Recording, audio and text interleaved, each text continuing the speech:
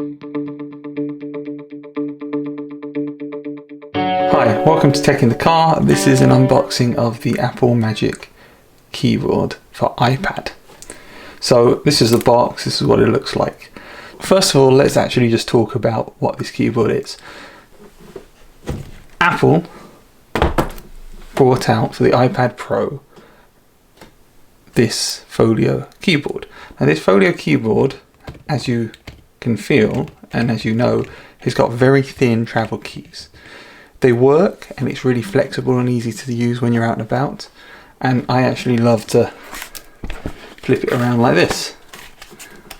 But the keys are not made for typing, and if you're typing a lot on them, you tend to find that you have mistakes happening quite often, and also they're not backlit, so you can't see at night when you're trying to do work, or even if you're trying to have fun and you need the keyboard. So this is where the iPad Magic keyboard comes into play. So let's pick it up. This is the box.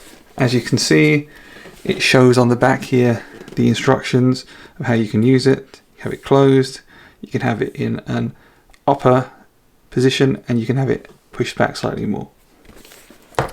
Let's open it up. As with anything Apple, it's very well packaged, and it feels really fantastic. So open it up, and you'll find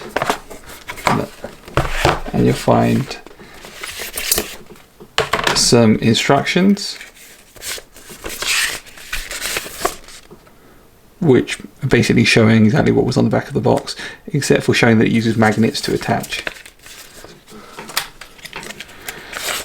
And then you obviously have your warranty card and regulatory compliance, which is in Apple everything. No stickers, unfortunately. So this keyboard is available for the iPad Pro, the 11-inch and the 12.9 inch. This is a 12.9 inch. So the first thing you notice, and you can I'm sure see, is this back is very stiff, and this is a heavy keyboard. This keyboard on its own, actually, if you're holding it on its own, it doesn't feel that bad. But when you put it with the iPad, it feels like a 13-inch MacBook Pro. It is incredibly heavy when you think about it. When you compare the weight of this with it on and the weight of the iPad on its own, it's amazing how heavy it actually is. Now it makes sense, of course, because here at the bottom there are weights, and those weights allow it to be evenly balanced as a counterweight. So when you put the iPad on, it doesn't flip over backwards, which is obviously very important. But that is quite a bit of heft as a result. You can see the mechanism here, and there is a USB Type-C pass-through for charging, nothing else. And then on the back you've got the Apple logo, and this is designed for the new generation iPad Pro, but it will work with the previous generation as well, which is what I have. So if we remove my iPad Pro from the other keyboard, and the magnets are quite strong on there as well,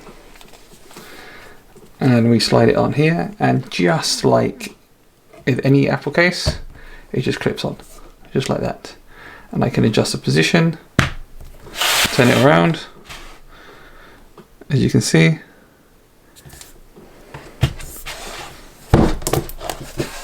And it just feels incredibly heavy compared to without the case. Very, very substantial, and much more bulkier as well.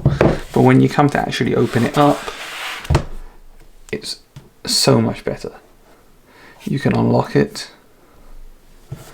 and you can scroll using the keyboard, and the cursor clicks to whatever it is you're pointing over. You can see that here. If I go up here, you can see on the bookmarks it turns into a square. Same here. And so it jumps to and pins to those icons. If I go up to the settings, you can see there, and the same as on the notifications. And I can do the same thing here. So it works really well. It's very easy to use. And these keys are significantly better. So if I'm typing takeinthecar.com, it just feels so much better. You know, Apple know how to make trackpads. People have commented on Windows trackpads not being as good. This, despite not being a trackpad which has got force feedback, which is one of the ways that Apple does trackpads on their laptops,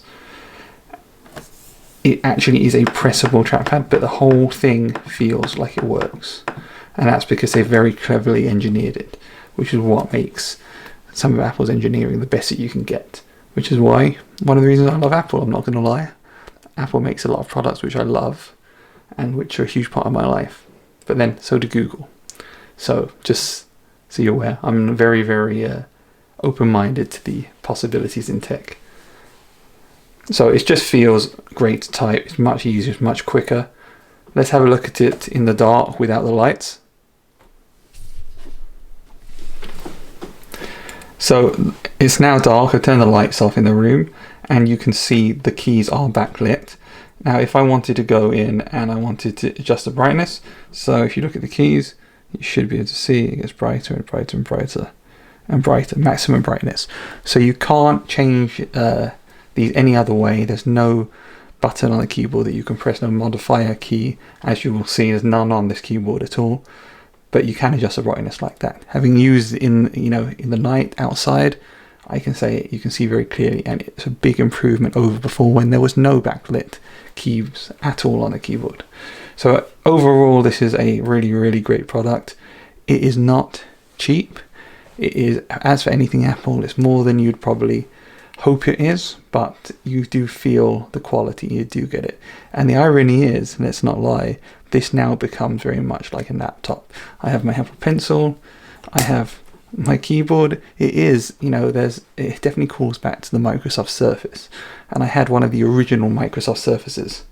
And I enjoyed the Microsoft Surface a lot, but I always had the issue with Windows. I felt like Windows running on the original Surface, on the RT version, which now Microsoft has gone back to, and previously before, when I got an i3 Surface Pro, it just was a bit slow, it was a bit bulky. It just didn't feel very light, and I wanted a light experience when I'm using a laptop, when I'm using a computer. This is a computer now. For anyone who says it's not a computer and you can't do your work on it, they're wrong. Yes, alright, I can't use Final Cut Pro on here, something which I've been using a lot to make these videos, but it's only a matter of time before Apple decide to probably bring it to the iPad. And who knows what else they'll bring. And I think that Apple are very much going to converge their lines with Mac OS and iPad OS going forwards. That's not to say that I think you're going to be able to run iPad OS on a Mac, but it definitely is a question of being able to share a lot of the features and a lot of the technology between them. And it's definitely an exciting direction that they're going in. So anyway, that was a hands-on and unboxing of the Apple Magic keyboard. There's the USB pass-through, as I was mentioning. It's a fantastic product. I would strongly recommend it for anybody that uses a keyboard, that wants to use a keyboard and wants to type. It definitely takes the iPad to the next level. But of course, if you never used a keyboard and you just want to use it to watch movies or play games, that's absolutely fine too. It's your choice, but it's a great accessory that Apple have made, and it's one that I really recommend. Please subscribe if you enjoyed this video. Thank you very much.